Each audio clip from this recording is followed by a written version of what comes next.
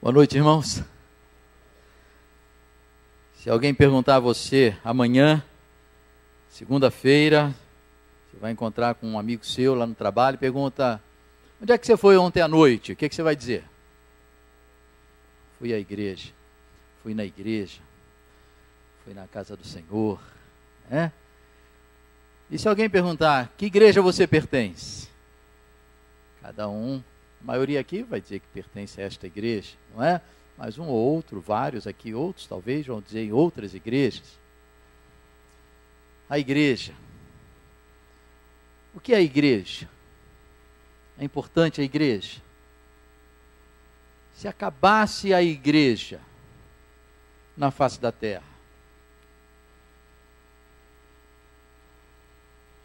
qual o valor que a igreja tem para nós? Qual o valor que a igreja tem para o mundo? Qual o valor que a igreja tem para a sociedade? O que Cristo tem a ver com a igreja? O que eu tenho a ver com a igreja? De quem é a igreja? O que eu sou na igreja? Vou convidar vocês nesta noite, nós juntos, não é? A pensarmos neste tema. A igreja e Cristo, eu e a igreja. Essa relação, e tirarmos daqui hoje uma inspiração a mais de tantas que o Senhor tem nos dado para o nosso dia a dia.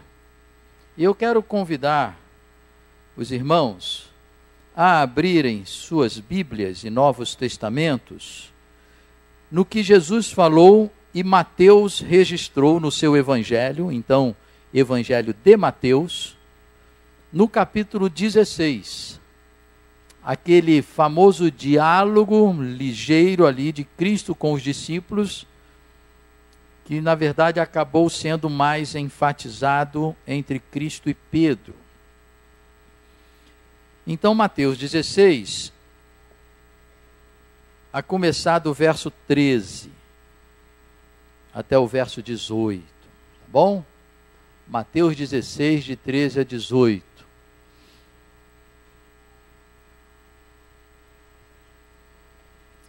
É assim: tendo chegado às regiões de Cesareia de Filipe, Jesus perguntou aos discípulos: quem os homens dizem ser o Filho do Homem?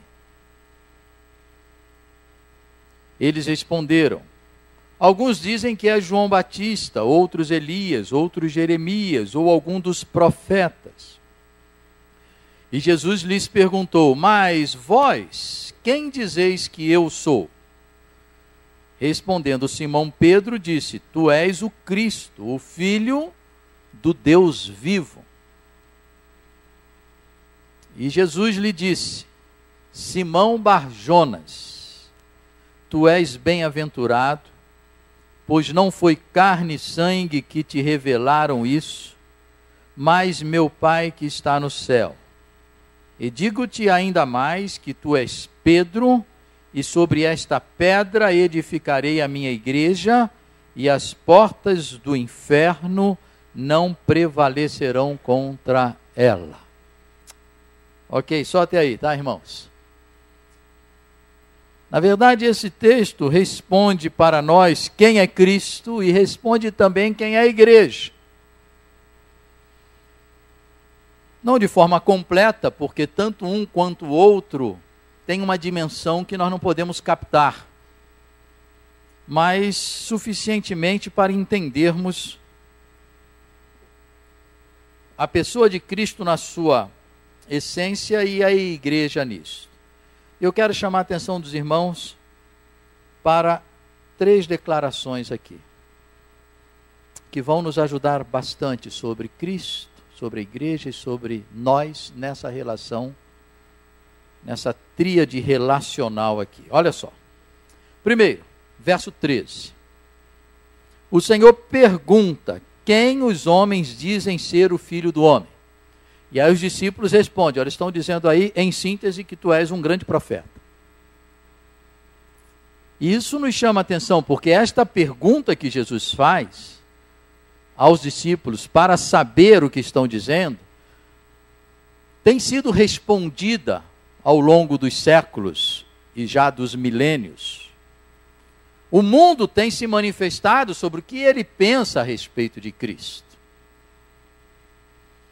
E de forma geral, eu me lembro inclusive de um amigo, que há alguns anos eu não vejo, lá da cidade de Tupã, e ele achava Cristo uma figura extraordinária. Mas para ele, Cristo era um grande mestre da humanidade. Então Jesus pergunta, interessado em saber o que as pessoas pensam a respeito dele. E os discípulos respondem mais ou menos da mesma forma. De forma geral, pensam que é um grande mestre, porque um profeta também é um mestre que fala em nome de Deus.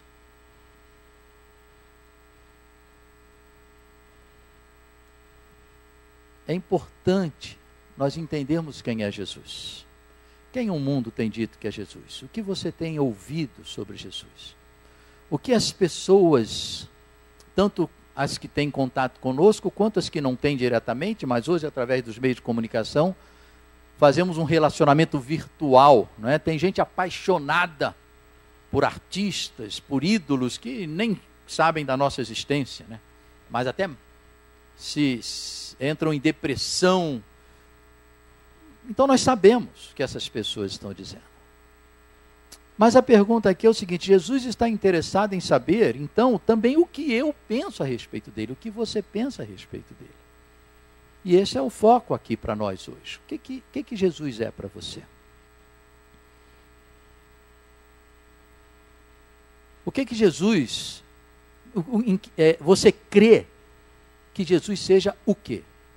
Talvez você fale, olha, eu não tenho certeza. Ou talvez você fale, não, Jesus é o Filho de Deus. Mas o que significa isso? Você declarar que um ser humano que nasceu aqui é filho de um Deus. Isso chega próximo à mitologia. O que Jesus é para você? Então, Pedro vai responder. E aqui é a segunda declaração importante desse texto. Pedro vai dizer, olha, para nós, Senhor, Tu és o Cristo, que significa um ungido, aquele que foi enviado por Deus para cumprir a missão de Messias. Tu és o Cristo, o Filho do Deus vivo. Deus enviou o seu Filho. Para nós Tu és isto. Agora, quem eram estes? Eram as pessoas que andavam com Jesus. Eram as pessoas que foram impactadas pelo que ouviram de tamanha sabedoria e pelo que viram de tamanho poder. Porque os outros tiveram uma pequena demonstração disso quando seguiam a Jesus.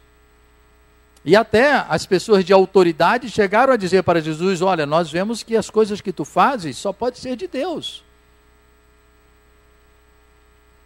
Mas quando isto parte da boca de pessoas que andavam com Jesus, toma outro significado. Então nós vemos aqui uma declaração de Pedro. Só que aí Jesus diz que aquilo que Pedro falou era tão verdadeiro, que não poderia ter sido arquitetado pela mente de Pedro, e que foi o próprio Senhor, Deus, que colocou nele. Não foi de si mesmo que falaste isto, mas Deus que revela através de você esta verdade ao mundo, que eu sou o Cristo, o Filho do Deus vivo. Ou seja, Jesus está interessado em saber o que as pessoas pensam, evidentemente, mas nós temos que estar mais interessados em saber o que o próprio Senhor diz a respeito dele. E o Senhor está dizendo que Ele é o Cristo, o Filho do Deus vivo. Isso significa para nós muita coisa. Significa para a igreja um desafio muito grande.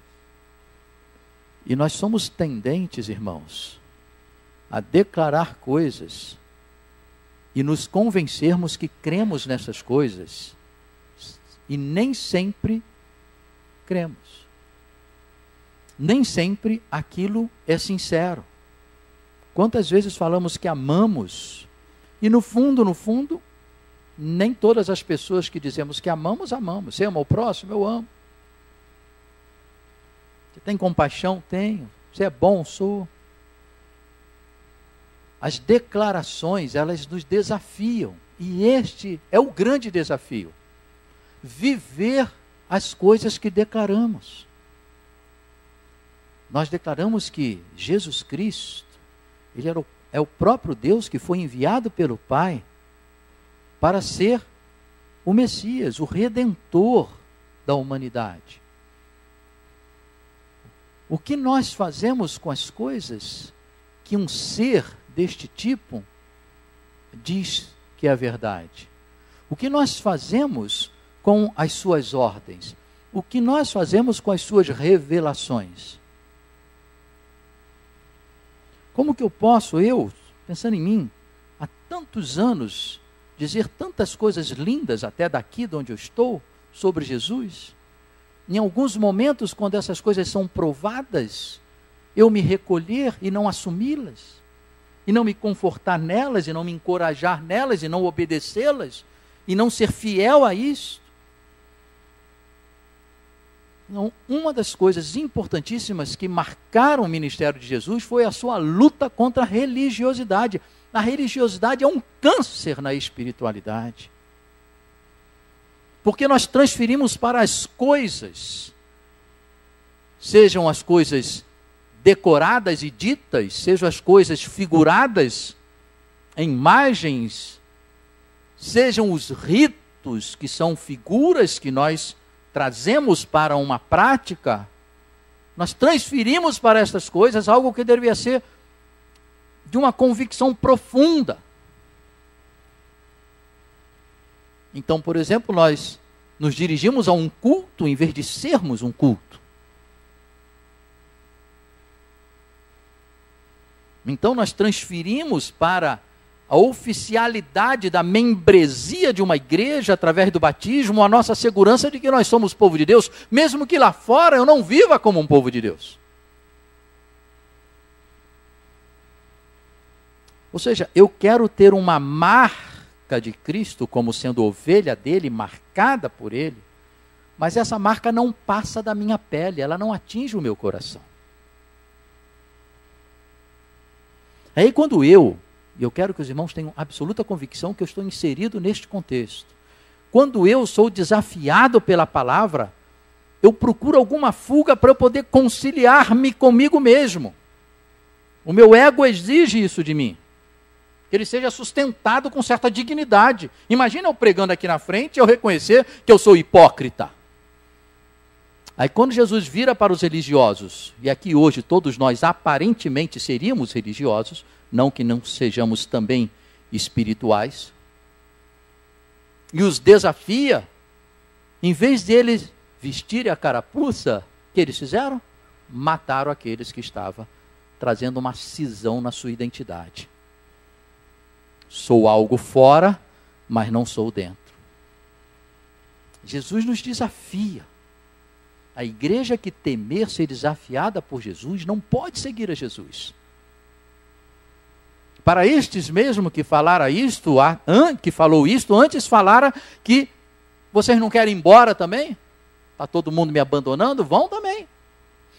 Não, para quem iremos nós? Tu tens as palavras de salvação, as palavras de vida eterna. E ficaram, mas quando foram provados, todos fugiram. E como já profetizava o Velho Testamento, sozinho ele foi conduzido a um matadouro, que foi a cruz. Todos desviavam o rosto dele. Aí o Senhor depois vai aparecer e vai restaurar o seu rebanho. Quem é Jesus para nós? Agora eu quero destacar uma terceira coisa. Está no verso 18. Vamos deixar de lado esta discussão exegética, que é claríssima para os estudiosos do grego, e nós temos, como igreja, estudado isso de forma muito tranquila há séculos, de que não é sobre Pedro que a igreja está edificada. Isso é uma situação, porque as palavras são diferentes. Pedro ali é Petrus, que é um pedrisco, é algo originário ou saído da pedra, que é a rocha, que é Petra. Alguns intérpretes, inclusive, entende que Jesus fez um jogo de palavras não apenas por causa do nome, se bem que o nome original de Pedro era Simão, mas por causa do sentido. É como se Jesus tivesse também falado, é possível essa interpretação, tu és pedroso, ou seja, oriundo da pedra. Mas sobre a rocha, da onde tu saíste, que sou eu, e tu és meu discípulo, é que a igreja será edificada. Mas essa não é a discussão do nosso foco aqui. Mas a discussão do que Cristo fala depois. Edificarei a minha igreja e as portas do inferno não prevalecerão contra ela. Edificarei a minha igreja. Irmãos, essa terceira declaração que destaco hoje, ela fala de nós. Até então falava-se de Cristo. Agora ela fala da igreja, e falando da igreja, fala de nós. Ela revela coisas importantíssimas. Primeiro, a igreja é dele. A igreja é dele. E a igreja aí é singular. A igreja é uma. Então, ou nós somos a igreja dele, ou não somos de igreja nenhuma. Na perspectiva de Deus, há uma igreja. E paz, meus irmãos, desde o Velho Testamento. Porque o povo de Israel, ao ser chamado como laus de Deus, ele foi chamado para ser o povo de Deus fundamentado na fé do Messias. Inclusive, Paulo vai explicar que Abraão foi salvo por causa da sua fé, e não por causa de ser israelita. Porque até das pedras Deus poderia fazer um israelita. A igreja é dele, e a igreja é una. E essa igreja que é dele, ele está dizendo aqui que é ele que edifica. E como que ele edifica uma igreja? E usando também o original, a palavra igreja, eclesia, ela significa, e ela não nasceu do Novo Testamento e nem é apenas circunscrita ao contexto religioso, é uma palavra que já era de uso comum num grego comum e até no grego clássico, e também era usada no grego koiné, que é o grego popular, no qual nós temos na palavra de Deus. Ela significa aqueles que são chamados, era uma assembleia. Isso começa nas polis, aonde as pessoas eram chamadas para saírem de suas casas, por isso esse prefixo ek, que é para fora de, que a gente também usa no português com ex, né? Chamadas para fora de suas casas para se reunirem nas determinadas praças de cada polis para tratar dos assuntos da polis, da cidade-estado grega. E Jesus pega esta palavra comum e dá um significado especial. Eu também crio uma assembleia, um conglomerado de pessoas que são chamadas para deixarem algo e virem não para a polis grega, mas virem para o reino, a polis celeste, para tratar das coisas de interesse do reino. A igreja, então, é aquele que, em outro lugar, como Jesus falou, é composta daqueles que negam-se a si mesmo, largam de tudo o que estão fazendo, para ir com Jesus tratar das coisas do reino. E isso ele fez desde a sua meninice, quando ele estava no templo aos 12 anos, e os pais esqueceram ele lá, e voltaram e encontraram, e falaram, mas eu só podia estar aqui tratando das coisas do meu pai. E ele nos chama para segui-lo, para deixarmos as nossas coisas, deixarmos os nossos interesses seculares, e gabaritarmos esses interesses seculares ao padrão dos interesses do reino. Ou seja, tudo que eu farei, seja na minha profissão, no meu estudo, na minha família, tem que passar pelo prisma, pelo olhar da vontade de Deus, do rei, porque ele é que reina, o reino é dele. Eclesia é aqueles que saem de um reino, o reino do eu, para ir para o reino do Senhor. Aonde ele reina e não mais o eu.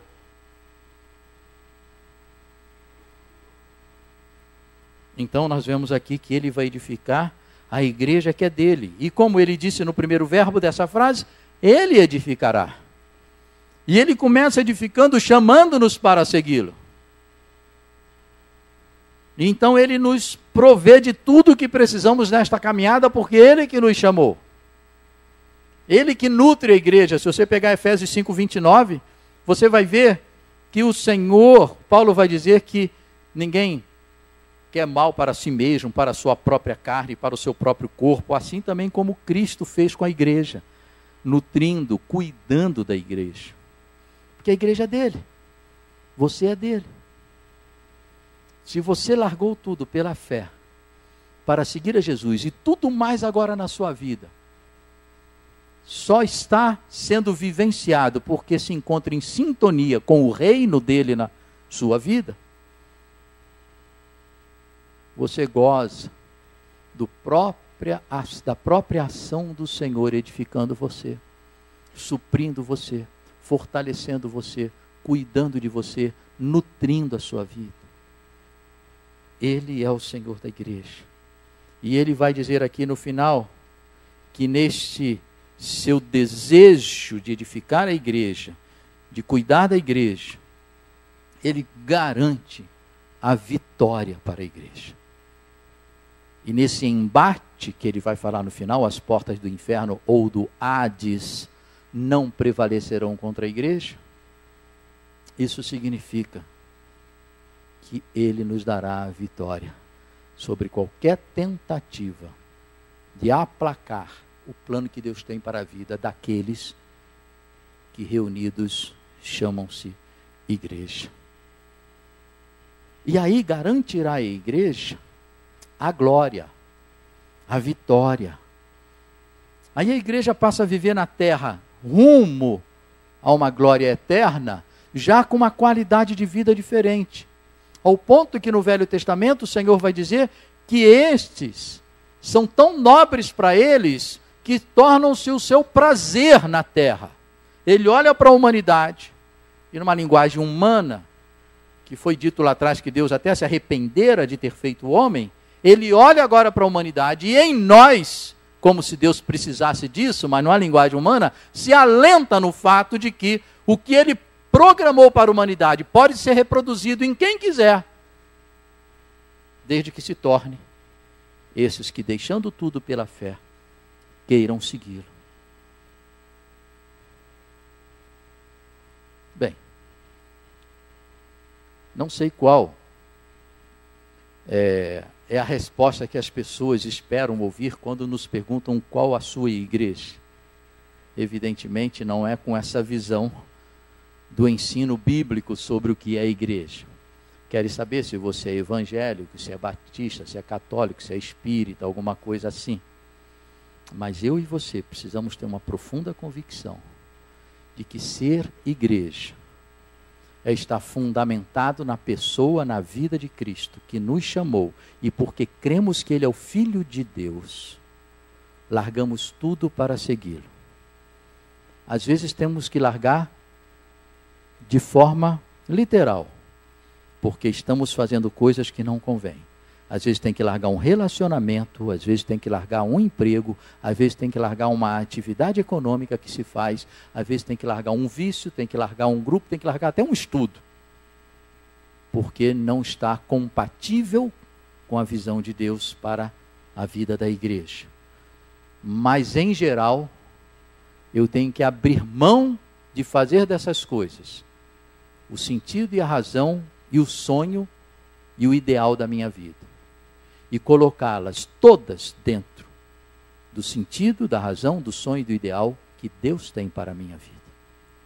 Isso é ser igreja, é sair do meu mundo para assumir o reino. E a estes Ele garante que nada poderá impedir que haja o nosso ou o seu avanço. Mesmo que portas se fechem, como portas que venham se fechar por ação do mundo espiritual, das trevas, do inferno, do contexto satânico no qual o mundo está inserido, mesmo que seja de tamanha malignidade, elas não prevalecerão, porque nossa vida não está fundamentada numa filosofia, não está fundamentada apenas numa história, nossa vida está fundamentada numa pessoa que é Deus, e que sobre esta declaração de Ele ser Deus, sobre esta divindade, é que nós estamos sustentados. Por isso que o apóstolo Paulo vai falar aos crentes de Colossos, que a vida daqueles crentes, capítulo 3, verso 1, estava já segura, guardada com Cristo em Deus. Ou seja, nada mais pode nos atingir. Vamos aplicar um pouquinho para terminar essa reflexão. Como tem sido a vivência da sua fé?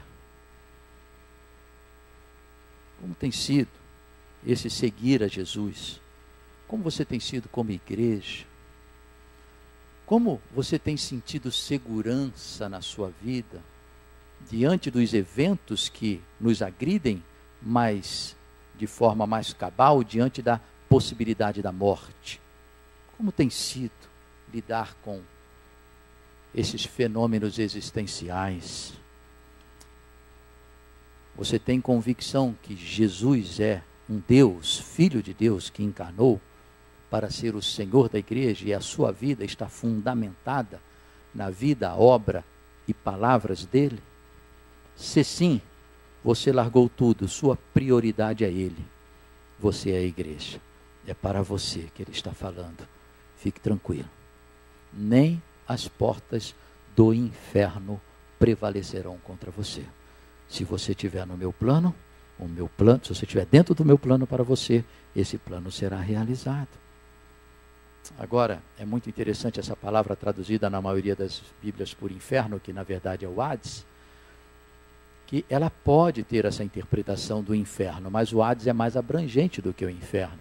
O Hades é o além, é o pós-túmulo. Ela pode ter essa aplicação específica que, como Jesus está falando ali, ele vai dizer que ele vai a Jerusalém. O apóstolo Pedro depois vai dizer, Jesus é onisciente, o apóstolo Pedro vai dizer para ele não ir, porque ele vai sofrer lá, ele vai fazer a profecia que ele vai sofrer em Jerusalém para enfrentar a morte. Pedro vai falar, não, Senhor, você não vai de jeito nenhum. E Jesus vai falar para ele o quê? Aparta-te, Satanás. Então, dentro do contexto, porque um texto se interpreta pelo contexto, tem se escolhido muitas versões a palavra inferno.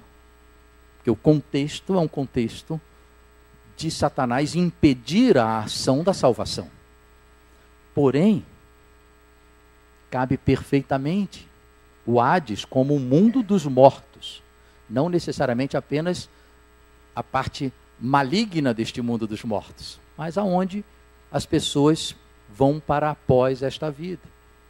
E com isso o Senhor também faz com que os seus ouvintes entendam que nem a morte, a porta do Hades, aquela que espera a nossa entrada, algum dia cada um de nós vai entrar, nem a morte impedirá o que o Senhor programou para a igreja. Porque a maior parte do que ele programou para a igreja está exatamente no Hades, no pós-morte. Não no Hades, né? Mas no pós-morte. E aí o apóstolo Paulo, de uma forma sublime, em Romanos capítulo 8, vai dizer, nem a morte pode separar. Na linguagem da mensagem de hoje, pode separar a igreja do amor de Deus.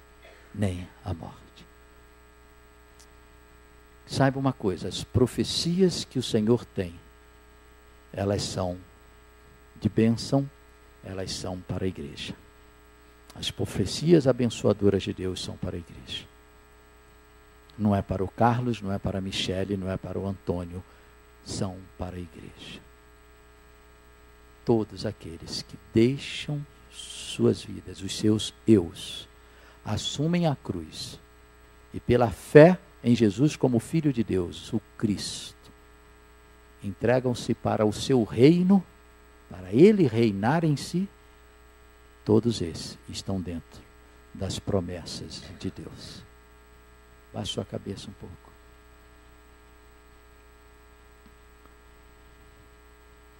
Eu gostaria que você se transportasse para o dia de amanhã, segunda-feira. Você está chegando no seu trabalho, você está chegando na sua escola. Quem sabe você está pondo lixo lá fora, encontra com seu vizinho, com a sua vizinha. e alguém pergunta a você: qual é a sua igreja? Você poderia responder com o significado que a palavra igreja realmente tem? Você poderia dizer: olha, eu faço parte de um grupo de pessoas no mundo inteiro por todos os séculos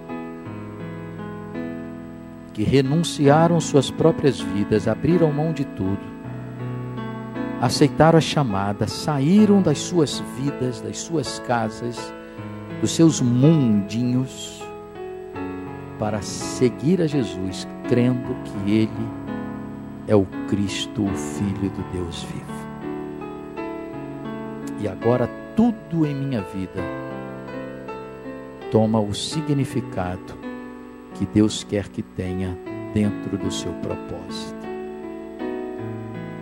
Você poderia dizer: a minha igreja é a igreja dos que abriram mão de tudo, até da liberdade, até da própria vida, se necessário for, em troca de carregar uma cruz para seguir a Jesus. E nesta caminhada espera-me a glória, já neste mundo tendo uma qualidade de vida que encanta os olhos de Deus,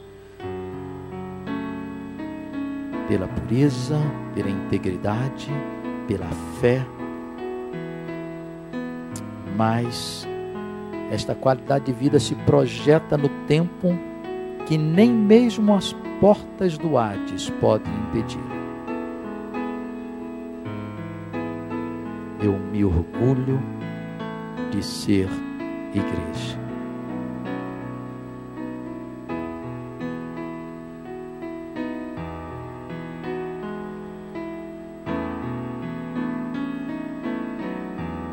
Quero convidar você esta noite a aceitar o convite de Jesus para fazer parte da igreja que Ele está edificando, que Ele tem edificado. Abrir mão de tudo que está pedindo você, porque fora da igreja, fora do corpo de Cristo, você não será edificado por Ele. Alguma coisa está edificando você. Sua vida tem que ser construída por Ele. Fora da igreja, fora de Cristo, você não tem garantias de quando estiver diante da porta do Hades, ainda será vitorioso sobre esta porta.